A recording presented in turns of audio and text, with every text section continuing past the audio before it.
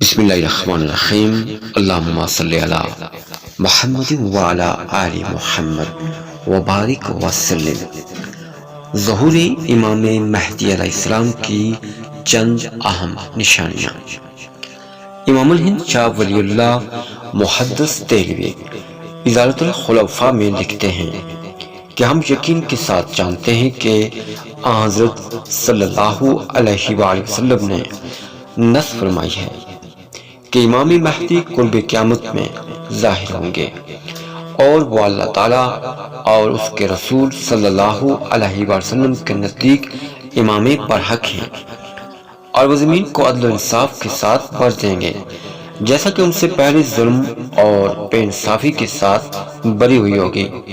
پس حضرت نے اس ارشاد سے امام مہدی کے خلیفہ ہونے کی پیشگوئی فرمائی اور امام مہدی کی پیروی کرنا ان امور میں واجب ہوا جو خلیفہ سے تعلق رکھتے ہیں، جبکہ ان کی خلافت کا وقت آئے گا، لیکن یہ پیروی فی الحال نہیں، بلکہ اس وقت ہوگی جب امام مہدی علیہ السلام کا ظہور ہوگا اور حجر اسود اور مقام ابراہیم کے درمیان ان کے ہاتھ پر بیعت خلافت ہوگی۔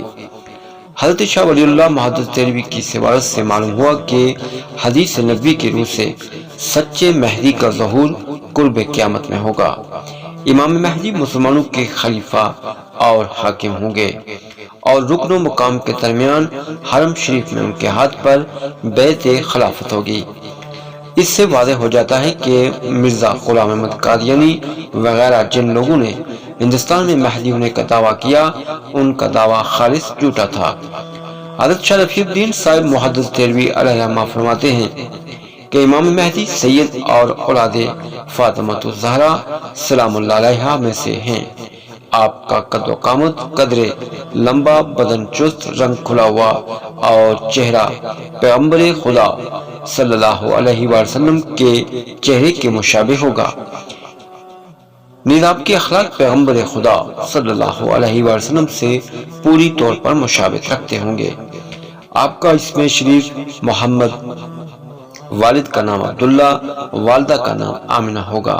زبان میں قدرے لکنت ہوگی جس کی وجہ سے تنگ دل ہو کر کبھی کبھی ران پر ہاتھ ماریں گے۔ آپ کا علم لدنی خدا داد ہوگا۔ آپ کے ظہور سے قبل سفیانی کا خروج، شاہ روم اور مسلمانوں میں جنگ اور قسطنطنیہ کا فتح ہونا۔ آپ کے ظہور سے قبل ملک عرب و شام میں ابو سفیان کی اولاد میں سے ایک شخص پیدا ہوگا جو سادات کرام کو قتل کرے گا۔ اس کا حکم ملک شام و مصر کے اطراف میں چلے گا۔ اس درمیان میں بادشاہ روم کے عیسائیوں کے ایک فرقہ سے جنگ اور دوسرے فرقے سے صلح ہوگی۔ لڑنے والا فریق قسطنطنیہ پر قبضہ کر لے گا۔ بادشاہ روم دارالخلافہ کو چھوڑ کر ملک شام میں پہنچ جائے گا اور عیسائیوں کے دوسرے فریق کی اعانت سے اسلامی فوج ایک خونریز جنگ کے بعد فریق مخالف پر فتح پائے گی۔ دشمن کی شکست کے بعد موافق فریق میں سے ایک شخص نعرہ لگائے گا کہ صلیب غالب ہو گئی، اور اس کے نام سے یہ فتح ہوئی۔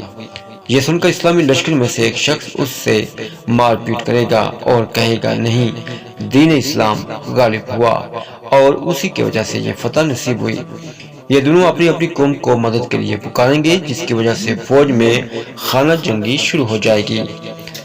بادشاہ اسلام شہید ہو جائے گا، عیسائی ملک شام پر قبضہ کر لیں گے اور آپس میں ان دونوں عیسائی قوموں کی صلح ہو جائے گی۔ باقی مسلمان مدینہ منورہ چلے آئیں گے۔ عیسائیوں کی حکومت خیبر تک، جو مدینہ منورہ سے قریب ہے، پھیل جائے گی۔